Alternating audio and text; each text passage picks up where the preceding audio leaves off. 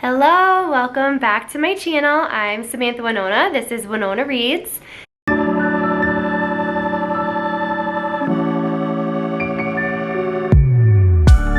Today I am going to be doing a used book sale haul. I went to my local library a week or two ago to see what they had, and they actually had a lot. I was surprised because for a while they weren't taking donations because of COVID, but they had a bunch this time, so I did get quite a bit for myself. Normally when I go to these sales I tend to stock up on kid books. This time, because it was like the weekend after my birthday, I decided to get some stuff for myself. This haul is more of something to stock up my shelves for future reads. This isn't anything that I like want to get to immediately. It's just stuff that I've seen and I'm like, I'll read that. I might as well.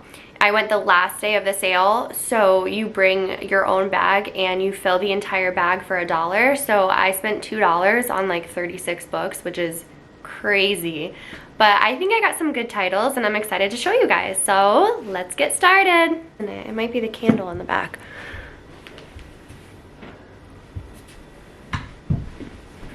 Better? Yeah. A lot of this is getting deleted.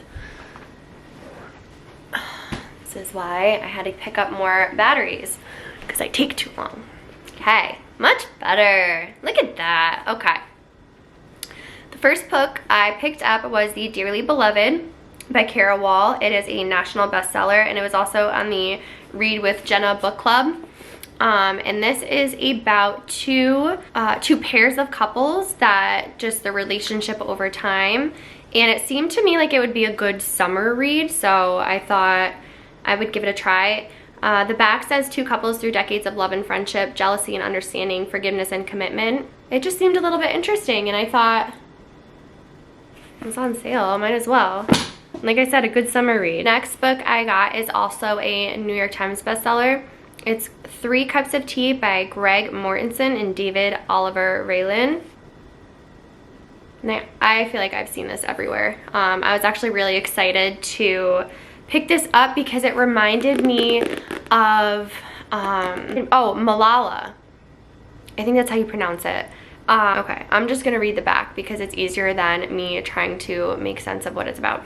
In 1993, a mountaineer named Greg drifted into an impoverished Pakistan village in the Karakoram Mountains after a failed attempt to climb K2. Moved by the inhabitant kindness, he promised to return and build a school. I think this is important because I think it's important to realize that not every country, not every environment or community is as supportive of female education as the US is. And I think what Greg did is amazing and I am excited to read this. My voice is a little bit stuffy because all of my kids were sick and decided to give it to me.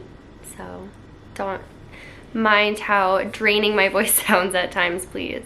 The next book I picked up is another New York Times bestseller, The Swans of Fifth Avenue by Melanie Benjamin. I don't actually know much about this.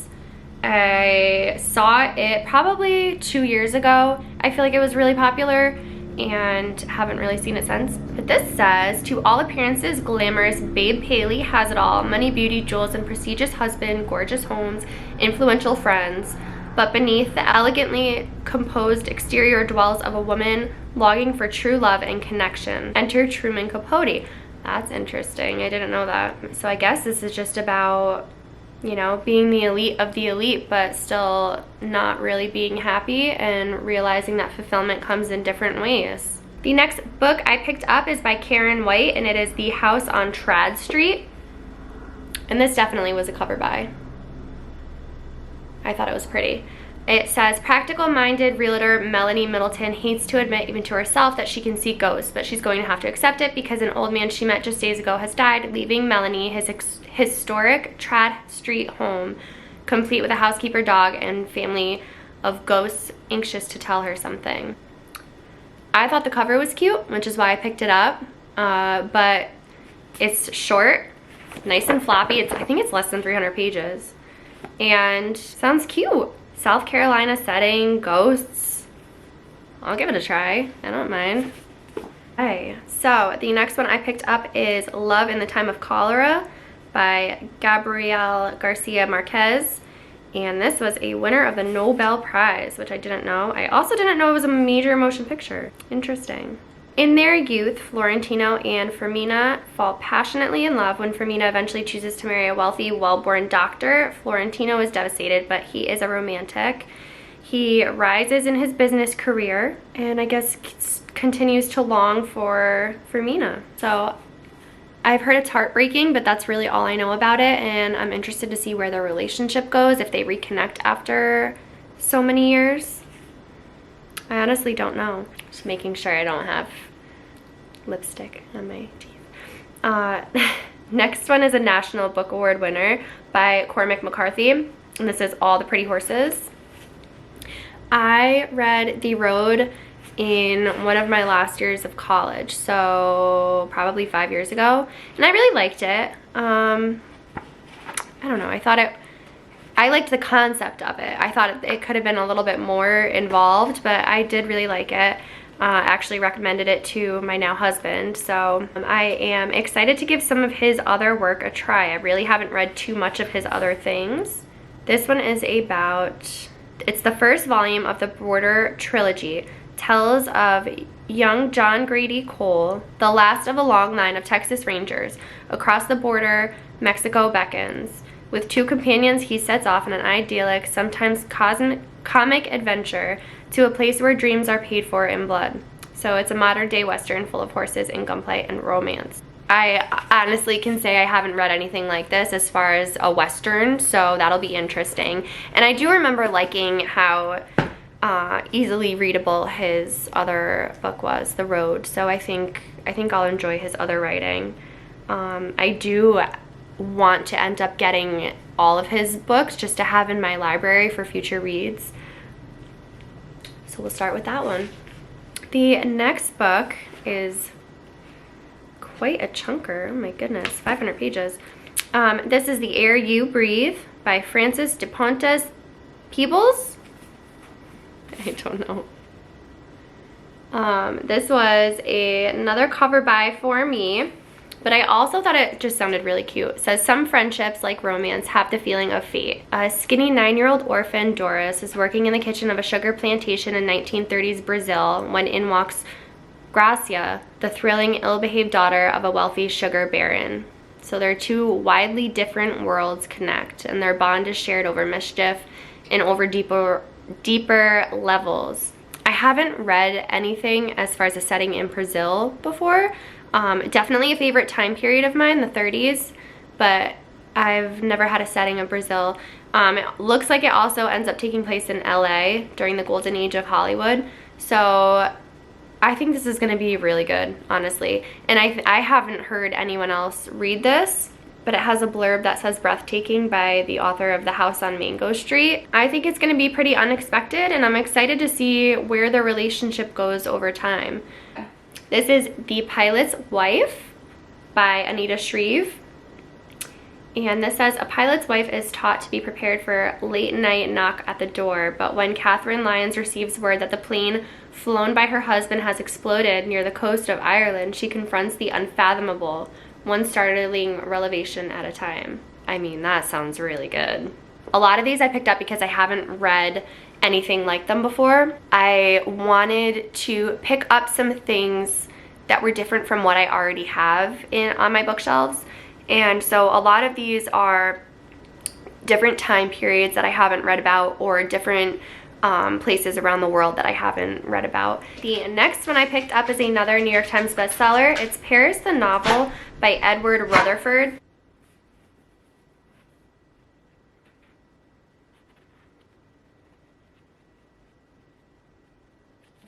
I've actually never heard of this or the author. This book is 800 pages, but it is a historical novel. Moving back and forth in time, the story unfolds through intimate and thrilling tales of self-discovery, divided loyalty, and long-kept secrets. So I think it's gonna be, ooh, look at that. Ooh, I like that. Okay, well, like I said, I've never read his work before, and the writing is actually also really small for 800 pages, but I've never been to Paris. I would love to go, and I just saw this and I was like, I feel like I need to read this. Like something called out to me and I was like, I need to pick this up. The next one is The Women in the Castle by Jessica Shattuck. I didn't realize all of these are basically New York Times bestsellers, so I'm gonna stop saying that.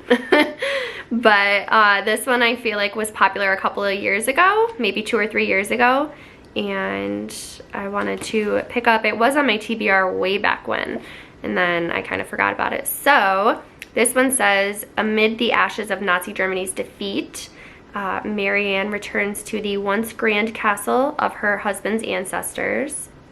Ooh. The widow of a resistor murdered in the failed July 20th plot to assassinate Adolf Hitler, Marianne plans to uphold the promise she made to her husband's brave conspirators to find and protect their wives. Oh. Okay. This sounds good. This sounds like a good winter read. Interesting. I never looked into that one. I just knew it was a bestseller, and I knew that so many people were picking it up a couple of years ago, and I feel like it's been on my Goodreads for a long time, so I think that one will be really good. The next one is The Little Red Chairs by Edna O'Brien.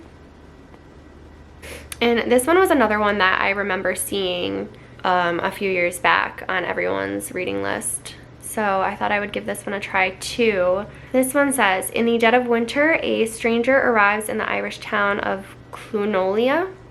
Charismatic and worldly, Dr. Vlad is a self-proclaimed poet and healer and a welcome disruption to the monotony of village life.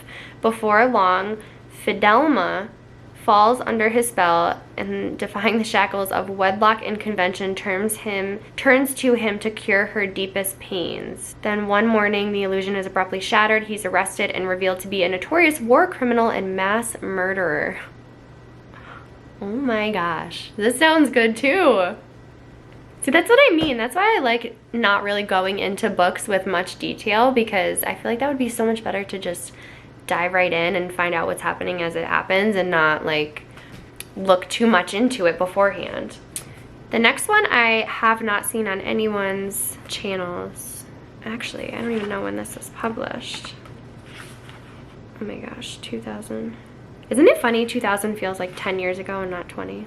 That's crazy. This is Balzac and the Little Chinese Seamstress by Shiji. Sorry, I definitely mispronounced that. This is a short little work of fiction that says, in this enchanting tale about the magic of reading and the wonder of romantic awakening, 2 hapless city boys are exiled to a remote mountain village for re-education during China's infamous Cultural Revolution. There they meet the daughter of the local tailor and discover a hidden stash of Western classics in Chinese translation.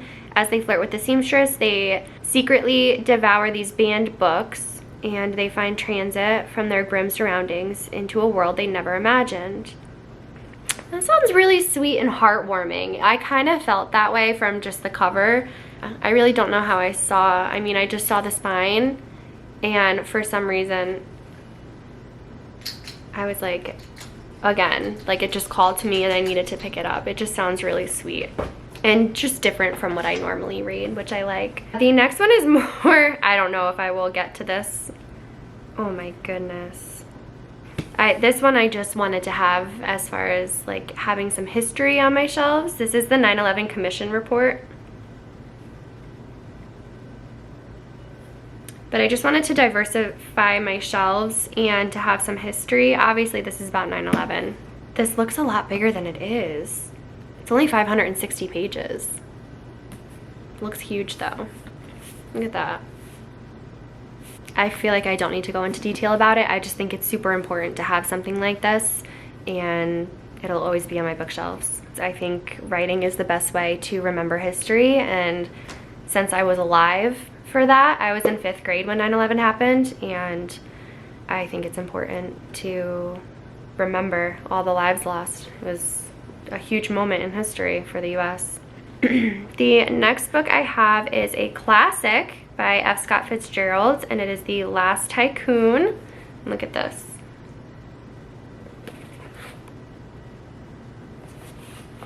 I love stuff like this because it just looks like someone else has owned it for so long, and like maybe it was like an estate sale or something. But this was copyright in 1941, and I just love that. I have a couple of other books like this. I have Sherlock Holmes that has like old school bindings like this, and it's right over there. And then I have behind me, underneath, is a whole set of Ernest Hemingway. That's in the old bindings as well, and I just love this. Reminds me of, like, if my bookshelf consisted all like this, it would remind me of Beauty and the Beast. I would love that. I would love it. I've honestly thought about taking all of the covers off of my hardcover books and just having like the normal bindings and seeing what it looks like. But then what do you do with the cover art? Like, sometimes I really like the cover art too. So who knows? Maybe if I get like a built-in bookshelf in my next house. I know that, okay, so The Last Tycoon, I know that this one is the unfinished one. I think he died in the middle of writing this. Oh, it says right on the first page. F. Scott Fitzgerald died suddenly of a heart attack December 21st, 1940, the day after he had written the first episode of Chapter 6 of this novel. So this is the draft. It's awesome. I love it. Honestly, I think this is a little bit similar to the fact of like the downfall, like The Last Tycoon. Like, I think it's a little bit based off of his life and how he kind of felt like after having such a big hit with you know, I think 2 of his books. I know This Side of Paradise was really popular, and then The Great Gatsby became more popular, I think, after the fact. Like, it wasn't well known right when it was published. I think this is kind of more loosely based off of his life, so I'm excited to see how that goes. And I think it's cute the way that it seems like it was owned by someone else. Like, I want to know the book's backstory and where it was and where it came from. The next book I got is in perfect condition. This looks like a brand new book, which is also why I love the used book sale, because some of these, like, some of them I've taken like a Clorox wipe to and wiped down the cover, but this one looks brand new. This is The Museum of Extraordinary Things by Alice Hoffman. I know her writing is very popular, especially with her, what is that series called? Her Practical Magic series, especially this time of year. I know she's super popular, but I've never read her writing before.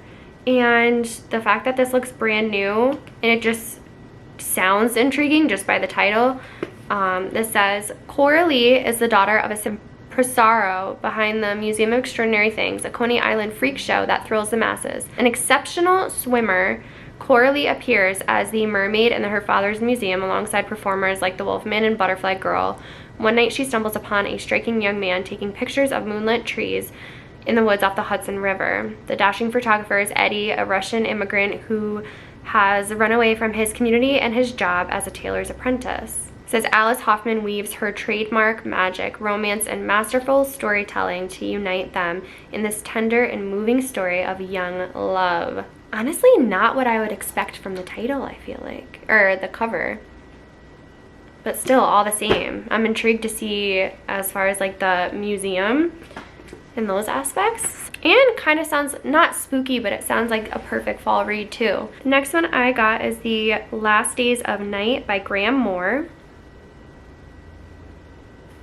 And this says, New York, 1888, the miracle of electricity is in its infancy. Thomas Edison has won the race to the patent office and is suing his only remaining rival, George Westinghouse, for an unheard sum of $1 billion back then. I wonder how much that is way back then. Oh my gosh. To defend himself, Westinghouse makes a surprising choice in his attorney. He hires a young, untested 26-year-old fresh out of Columbia Law School. Interesting. I have not read Graham Moore before, but I know that this book was also popular a couple of years ago, so I saw it and thought, since it's so cheap, why not pick it up? Now the next couple I feel like are probably the best ones. They are hardcovers, which normally are a little bit more expensive at these sales, but since I went the last day, it didn't matter if it was hardcover or not. But the next one I got is In the Garden of Beasts by Eric Larson, and I have read his other work before. The Devil in the White City I read and really enjoyed. That was like right when I started getting back into reading, and I was like so shocked that I liked it, just because I didn't think I'd be very into like historical fiction. So I am excited to see where this one goes. I think it's going to be kind of a different take because I'm so used to reading World War II fiction, but I feel like this is going to be a little bit different, and so I am excited to get to it just to see like a different kind of writing for that time period, because it is one of my favorite time periods. I think it'll be more informational. I don't know what this one is about. This says Love, Terror, and an American Family in Hitler's Berlin. So yes, it is about a professor from Chicago who brings his wife and daughter to Berlin and becomes the first ambassador to Hitler's Germany. I like his writing, and I know this was thoroughly enjoyed by a few people that I know actually, and have recommended, so I'm excited to pick that one up. The next one I got, I cannot believe I found this. I'm shocked that I found this at the used book sale. This is the 2020 Booker Prize winner, Shuggie Bean by Douglas Stewart. I am shocked. I was looking for a book recommendation, and I hadn't really heard too much of the Booker Prize, and I know that they come out with their lists, and so I was like, oh, you know what? I'm gonna take a look and see if there's something that I'm not used to reading, and it was basically the entire list, and I was like, okay. So I wanted to venture out of my normal comfort zone as far as what I choose to read, and I wrote down a bunch of titles, and so this was one of the ones I found. I feel like it's so big. How many pages is this? Only 420. Spain had always expected more. In the Glasgow of the early 80s, she dreamed of greater things, a house with its own front door, a life bought and paid for outright. When her philandering husband ups and leaves, she and her 3 children find themselves trapped in a mining town decimated by Thatcherism. As she increasingly turns to alcohol for comfort, her children try their best to save her. Yet one by one they abandon her in order to save themselves. Her one son holds out hope for her the longest. Oh, my heart. I don't know why I feel like that's gonna make me cry. That sounds like a harrowing story, and I hope it ends well, but I really don't think it's going to. That sounds really sweet. I feel sometimes when I read like mother or parent relationship stories with their children, it really just like pulls at my heartstrings, because I can't imagine, I guess, my kids going through tragic stories like that. And so reading other people's, like, you know, dealing with addiction or just family issues, I can't. I don't know if this is nonfiction or fiction, actually. This is Combat with World War II, Machine Gunner in Patton's Third Army, Unless Victory Comes by Jean Garrison with Patrick Gilbert.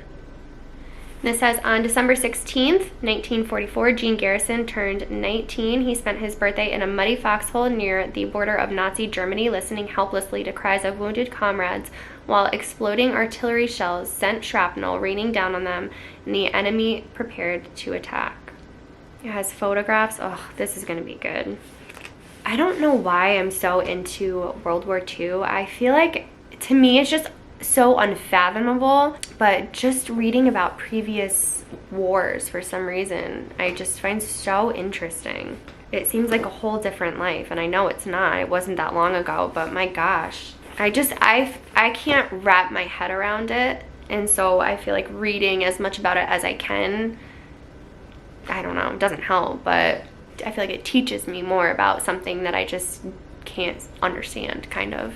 The next book I got is Green Lights by Matthew McConaughey, and I actually listened to this on audiobook when my library had it, but I thought that I could see if any of my friends want to read it, or I can reread it later on down the road. I thought it was really good, and I really enjoyed that his voice was, like, he narrated his own audiobook. I really liked that, because I could listen to him talk all day. That one is basically just stories from his life about acting and meeting his wife and A couple of things about his childhood too, which was interesting. If they don't grow up in the spotlight, I feel like sometimes you don't hear of their childhood and their backstories. So I like reading memoirs about people like that. The next book I got is The Outpost by Jake Taper, and it's an untold story of American valor. So this is basically documentary journalism about Afghanistan after 9/11. This is gonna be good. This kind of reminded me of, I read a book in college, I believe by, I want to say David Finkel. I think that was his name. And he did, what did he say? Thank You for Your Service. And it ended up being turned into a movie, and then he wrote another book after that one about their, I can't remember if Thank You for Your Service was about their stories there, and then he wrote a book when they came home and how different their lives were after the fact. I think that's how it went. So there was Thank You for Your Service, and then I can't think of the other one. I'll leave it down in the comments below. But those were so good, and I loved his writing because it had that journalistic feel to it. It felt very factual and informative, but it was about troops' lives. So like it tied in it almost read as a fiction. The way that he wrote it, I can't even form words right now, but the way that it was written was just so good. Like, it didn't feel like you were reading a newspaper. It had all the information that you wanted to know. It had like a almost nurturing kind of writing. Like, you cared deeply, and they're not characters, they're real people, but you cared so much for the people that he was writing about. And so I kind of feel like this is going to be similar in the sense that we're going to be learning about a troop and what happens, and it even has pictures in here, so I think I'm gonna love this. I got Bloody Crimes, The Chase for Jefferson Davis, and the Death Pageant for Lincoln's Corpse by James Swanson. I have no idea. Honestly, I don't really remember picking this up. It might have been a cover buy for me. It sounds pretty intense. It says, April 1865, Jefferson Davis, President of the Confederacy, received a telegram from General Robert E. Lee. There is no more time. The Yankees are coming. Shortly before midnight, Davis boards a train, setting off an intense and thrilling chase in which Union cavalry hunted the Confederate president. 2 weeks later, President Lincoln was assassinated. This will be interesting. Honestly, this would probably be a good fall book. It seems kind of fast-paced, but like eerie, as well as being historical fiction. And this even has pictures too. Yeah.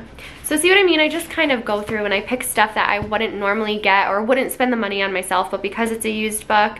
And like I said, this, I mean, even this one, this looks brand new. So I kind of just pick stuff that I'll get to eventually, but it's nice to have on my shelves in the meantime. The next one I have is Gilded, How Newport Became America's Richest Resort by Deborah Davis. And I can't even tell you how excited I am that I found this. I think it's just basically about what it says in the title. But my husband and I, have gone to Newport a few times. I think the first time that we went, I was with my mom and my husband. He was my boyfriend back then. And we went when I was 18 for my birthday. And I'm now 30, so oi. Who says oi? But what was I saying? Oh, so we went for my 18th birthday, and we did some of the mansion tours. We did a little bit of the cliff walk. We went to restaurants, and it was just such a cute time. It was a cute area. The little like shopping area downtown Newport. It was just gorgeous. So a couple of years later, my husband and I went back, and then we just went back again last year, I think, or the year before. No, it was last year. We wanted to go again this year, but time just got away from us, and I'd rather go when it's a little bit nicer out because I do love the cliff walk so much that I wouldn't want to go this time of year. It's a little bit chilly next to the water. But the last time we went, it was just perfect. We went with a couple of friends. We have friends that live down there. And then actually, Lucia, shout out to Lavender Logos. She lives in Newport with her boyfriend, and we visited them last year. And she's the one that does my graphic design and details for this channel. So shout out to you, girl. But we went to visit them. we had drinks and dinner and stuff, and then my husband and I did the cliff walk, and it was just so calming and peaceful. Like, I think just being still in a moment is so, like, undervalued. Like, not doing anything, just sitting, listening to the waves. Like, I know, like, when you're at the beach, like, you're sitting and listening to the waves, but it's just, like, different. Like, when we're at the beach, we have our kids, we might have a drink in our hand, but, like, 9 times out of 10, we're in and out of the, you know, chair, going down to the water with them, coming back up, going to get a bucket of water for sand. Like, it's just chaos. So to be able to, like, do the cliff walk, take my sandals off and just be barefoot on the rocks and walking next to all the waves just crashing, it was beautiful. And then having, like, all the mansions behind us and, like, doing a tour or two. I think they only had one of the mansions open when we went last year because of COVID. I love that time period, and I love seeing, like, the architecture and just how gorgeous everything was. And so yeah, when I saw this, I was like, ooh, I need this. Because it honestly seemed like something that they would sell at one of the museums at one of the mansions. It has pictures too. So I think I'm gonna love this. It has, like, history about the owner. So there's the Vanderbilts, Edith Wharton, JFK. So I'm excited to get to that. You know what I might do actually is save that for next year when we go to Newport and, like, read it, like, on the way there, because it's still about a 4-hour drive from us. So I picked up these two. I don't know what series they're from. I just thought they looked cute, and they just seemed like a good summer read, like just something quick. This one says, in a forgotten nook of Cambridge stands a little shop. Thousands of sheets of beautiful paper and hundreds of exquisite pens wait for the next person who, with Clara's help, will express the love and despair and desire they feel to correspondence alive, estranged, and dead. Interesting. Then she discovers her great-grandmother's wartime love letters and follows a faint trail of a life lived. Okay, I thought it would be cute. Again, another cover buy, but I think, I don't know, I'll give them a try, and then worst comes to worst, they go back to the used book sale for someone else to enjoy. But the next couple ones are going to be little chapter books for the kids. Obviously, I'll give them a try, though. So I got from the Mixed Up Files of Mrs. Basil E. Frankenweiler, which obviously is a classic. And I don't have this on my shelf, so I did want to get it for the kids, but I also do, usually in, like, January and February, I'll do a couple of short chapter books. And so I'm definitely going to give this one a try. And it's also illustrated, which is really cute. So I'm glad I picked that one up. I like finding stuff like that. Like the last one I went to before COVID, I got the entire series, and they looked brand new. I can never think of. Like, this is how bad my memory is. I'm literally typing in Disney movie recently. I cannot believe my memory is this bad that I can't even remember what it is. Oh my god. A Wrinkle in Time. Do you know how long it took me to think of that? I got the entire set of A Wrinkle in Time. I think it's like 5 or 6 books, and they were basically brand new. The covers are impeccable. I'm like, oh my gosh. So sometimes it's really worth going there and finding other people. I don't know why some people don't want to keep those, but I will take them all. The next one I got is more for my sons, but I also think my husband might read this. It's Captain America, The First Avenger, a Marvel book, just about Steve Rogers. I thought it was cute. We're big Marvel fans, big Marvel fans, and anytime I pull up, like, the Disney app, one of my sons is always like, I want to watch a superhero movie. I'm like, okay. And then sometimes, like, halfway through, like, if there's bad guys are shooting, I'm like, this is too scary. But my husband loves the Avengers, and I think the boys are gonna love it too as they get older, so I had to pick that one up. And who knows, I might read that myself. This one is Junie B, the First Grader. And this was in such good condition too. I was like, I can't not get this for the boys and for my daughter. And then I found this one, and I was like, I wish they had so many more of these, because this is all I remember are finding these books in my grandmother's attic from my uncle when he was, he used to have the Hardy Boys, Nancy Drew, Boxcar Children. So it was really nostalgic for me to find this. So I hope they like this. This is the Camp Out Mystery. Then we have Junie B. Jones and a Little Monkey Business. And these are, like, the newer covers. You can tell the upgrade This one is Fox Investigates, A Whiff of Mystery by Adam Frost. I'm not sure. I just thought it sounded cute. And I want to like give them a little different kind of as far as like adventures. I don't want to get them like all the same series. They have a bunch of Magic Tree House. And what was the other one I got? I think I got them Arthur too from like PBS, a couple of chapter books on that. So I try to like get a couple from each thing, and then when they get older and find out which ones they like, then I'll just invest in that. I also have Maze Runner and Harry Potter. I have all of the good ones saved. So and then I got Whatever After, Cold as Ice by Sarah Mlynowski. I've actually never heard of this series, but it looked super cute. And it's about a brother and sister. And then I got these two. This one is, and these are both library books. Olive and the Backstage Ghost by Michelle Shusterman. It just seems like a cute little read, and I also like reading stuff like this because sometimes like when I'm in the middle of a children's book and I'm like, this sounds so silly, but then I think their minds aren't as developed. They don't understand some of the things the same way that I would. So reading children's literature makes me like kind of rethink how certain things come across or the way I see something. And so I like stuff like this to kind of remind me like I'm a parent, but my kids are still kids. They're not adults. And honestly, sometimes that's a good reminder. I think more people need to remember that kids are kids and let them be kids. The last one I got is Finding Fortune, a mystery about treasures lost and found by, I think that's Delia Ray.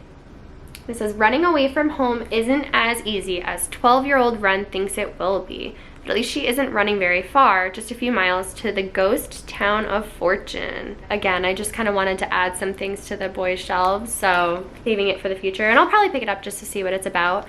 Sometimes I do end up like I end up buying children's lit books at these sales, and then sometimes I'll read one and be like, that's not something I want to keep, or that wasn't the writing I thought it would be. So sometimes I do read them just to see if it's something appropriate to be on the shelves. It's my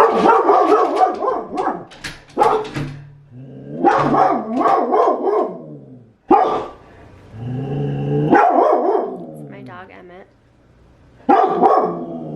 Alright guys, that was it for my book haul. If you read any of these titles, please let me know if you liked or disliked in the comments below.